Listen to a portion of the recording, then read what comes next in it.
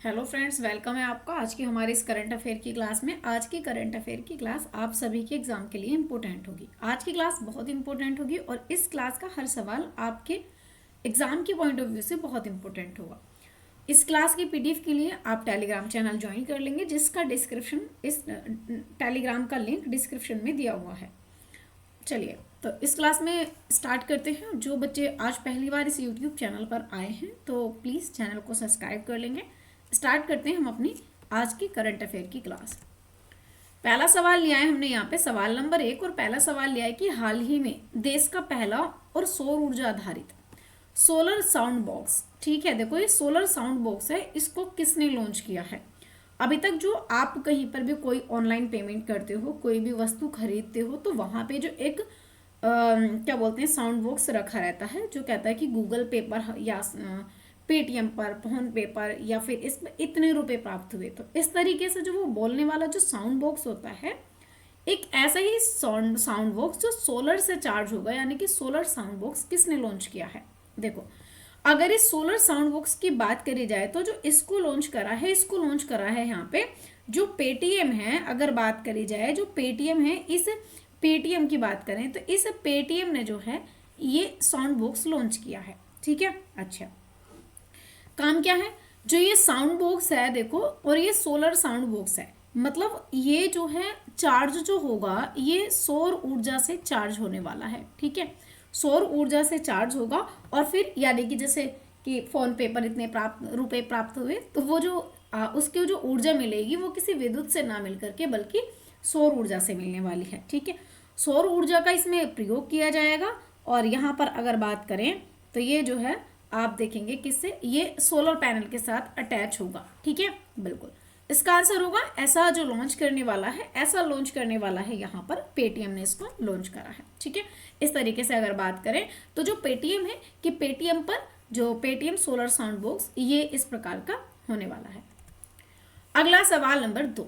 अगला सवाल है कि हाल ही में वर्ष 2025 महाराष्ट्र 2025 में महाराष्ट्र ओपन है, और ये फीमेल मेल के लिए है, यानी कि पुरुष एकल का खिताब है ना, सिंगल मैन। इसको जीतने वाले जो हैं ये दलीबोर स्वरिन सिन्हा हैं।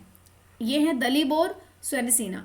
ये स्वरिन सिन्हा जो हैं, दलीबोर स्वर सिन्हा जो हैं, इनका संबंध कहाँ से, ये आइसलैंड के हैं, डेनमार्क के, यहाँ पे स्विट्जरलैंड के, ये चेक गणराज्य के। देखो, जो दलीबोर स्वरसेना की अगर बात करी जाए तो दलीबोर स्वरसेना जो है इन्होंने महाराष्ट्र ओपन जीता है 2025 का, ठीक है।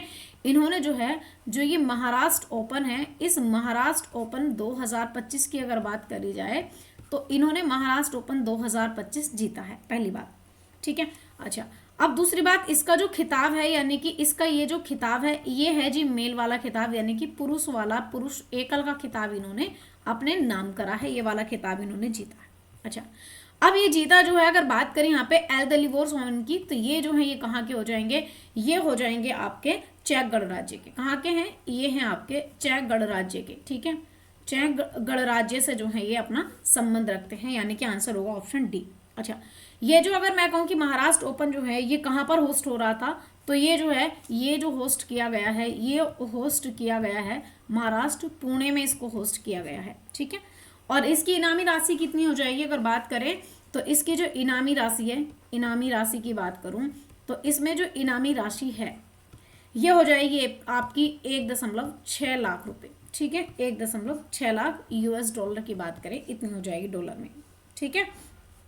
चलिए, तो इसका सही आंसर हो जाएगा ऑप्शन डी, बिल्कुल करेक्ट आंसर हो जाएगा, बिल्कुल। चलिए, तो यहाँ पे देखेंगे आप इनकी फोटो।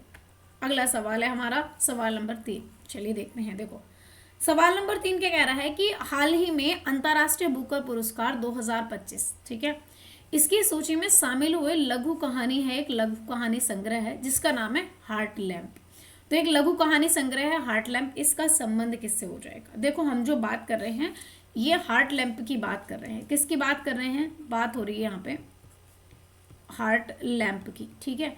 ये जो हार्ट लैम्प है ये है क्या, तो ये है एक लघु कहानी संग्रह हो जाएगा, ये है क्या, तो ये है एक लघु कहानी संग्रह, ठीक है। लघु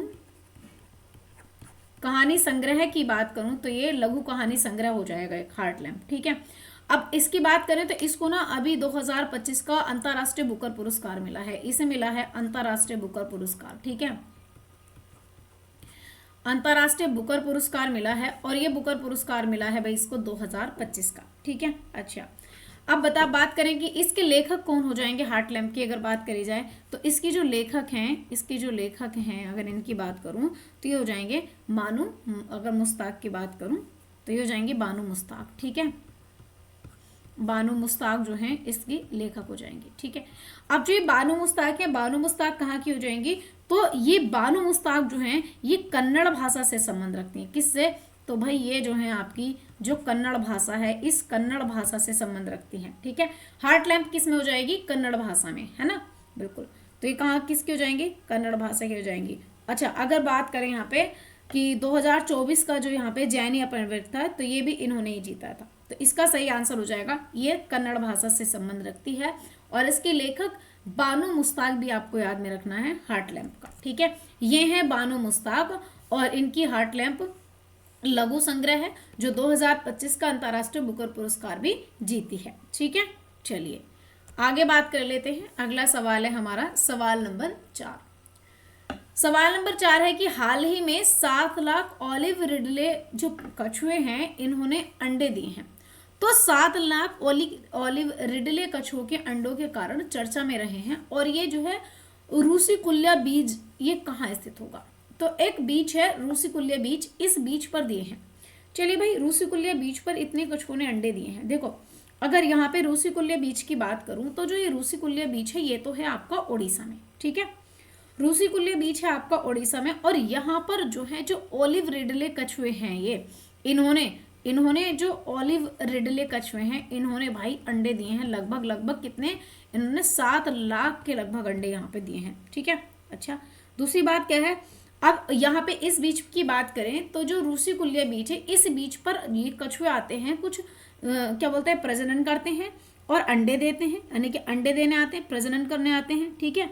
और यहाँ की बात करें तो ये ऑलिव रूसिकुल्या बीच जो है यहाँ पर आते हैं और ये ओडिशा में हो जाएगा रूसिकुल्या बीच, कुछ इस प्रकार का ये बीच हो जाएगा, रूसिकुल्या बीच हो जाएगा। और यहाँ पर लगभग 1 लाख कछुए जो है यहाँ पे लगभग अपना प्रजनन या अंडे दे करके जाते हैं, ठीक है। चलिए अगला सवाल है हमारा सवाल नंबर 5। सवाल नंबर 5 क्या है, देखो हाल ही में छोटी SIP और तरुण और साथ में मित्रा, तो ये एक तो छोटी SIP योजना है, तरुण योजना है और मित्रा पहल है, ये 3 पहले हैं और इनको एक साथ लॉन्च किया है।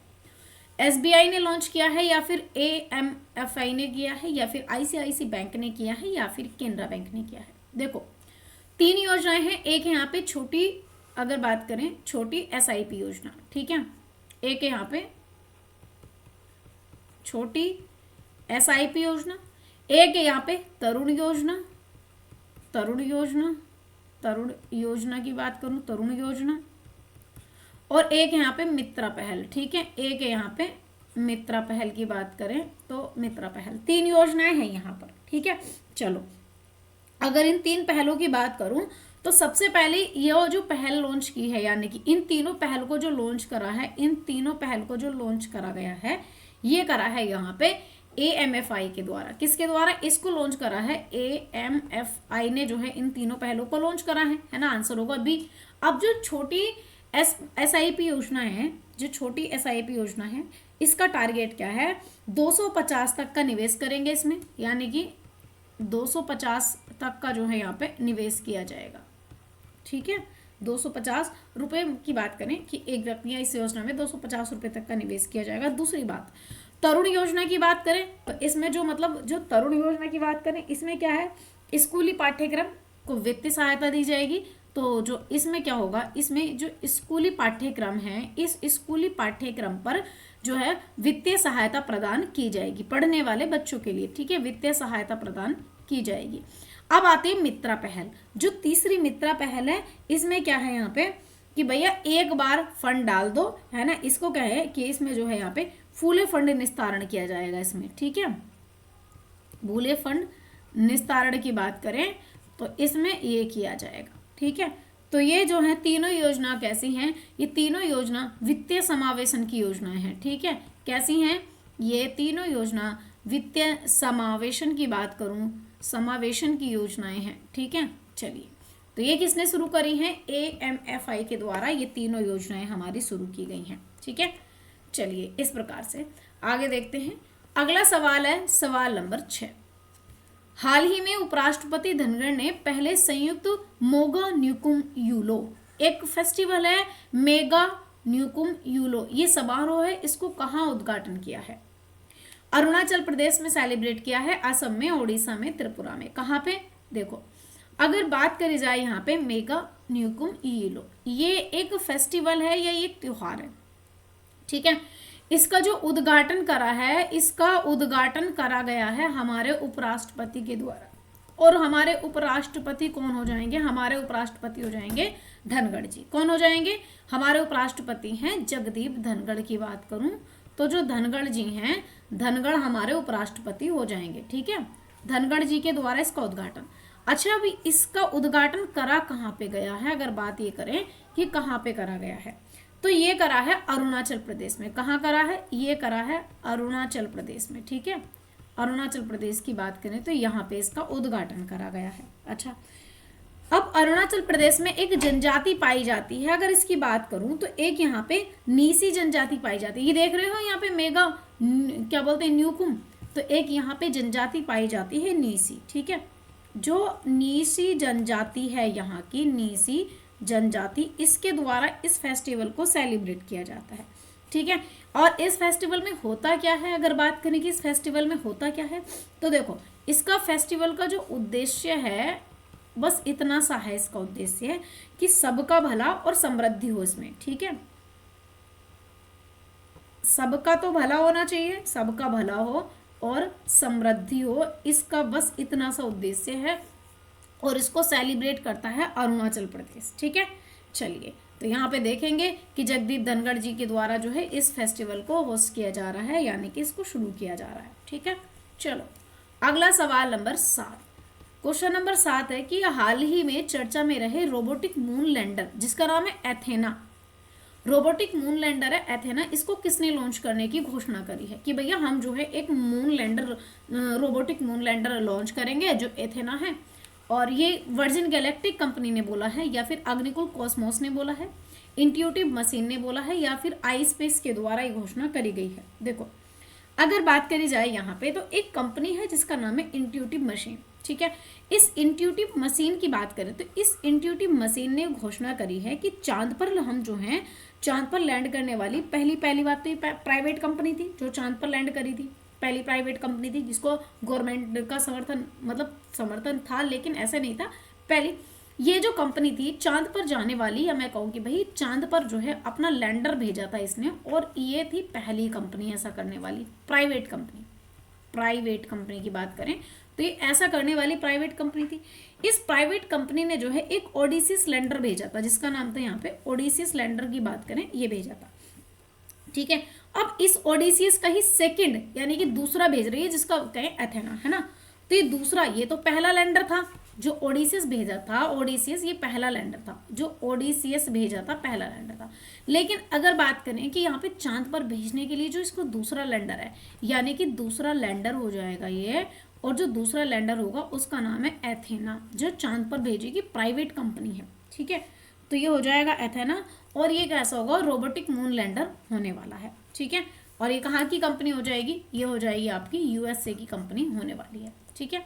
इस प्रकार का कुछ लैंडर होने वाला है जो चांद पर भेजेगी ये कंपनी, ठीक है। चलिए आगे बात कर लेते हैं। अगला सवाल है सवाल नंबर 8। अगला सवाल है कि हाल ही में जैव विविधता संबंध, जैसे कैली फंड की बात करूं तो जो कैली फंड है ये कहाँ पे लॉन्च किया गया है? जैव विविधता संबंध के बारे में कैली फंड लॉन्च किया गया है, इटली में लॉन्च किया है, कनाडा में, चीन में, या फिर केन्या में।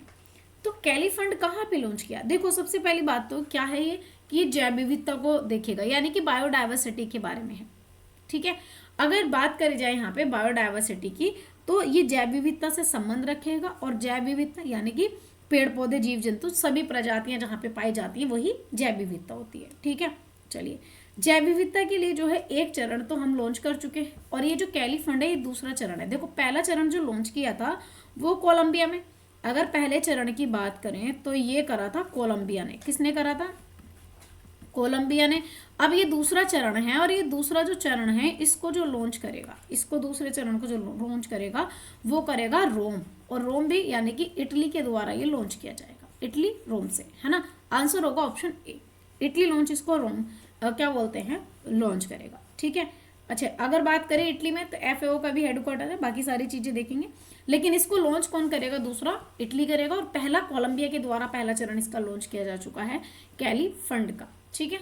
चलिए कुछ इस प्रकार के देखेंगे, तो जो बायोडाइवर्सिटी के लिए होने वाला है और ये कहाँ पर होगा, इटली में लॉन्च होने वाला है, ठीक है। चलिए आगे बात करते हैं, अगला सवाल है नंबर 9। हाल ही में अमीर विदेशियों के लिए एक गोल्ड कार्ड जो है लॉन्च करने की घोषणा किसने करी है, कि जितने भी रिच हमारे अमीर विदेशी हैं अगर इनकी बात करी जाए तो इनके लिए गोल्ड कार्ड लॉन्च करेंगे, किसके लिए, रिच फॉरेनर के लिए। जितने भी रिच फॉरेनर हैं इनके लिए जो है, रिच फॉरेनर के लिए एक गोल्ड कार्ड लॉन्च करेंगे। ये ब्रिटेन करने वाला है, जर्मनी है, USA या फिर रूस।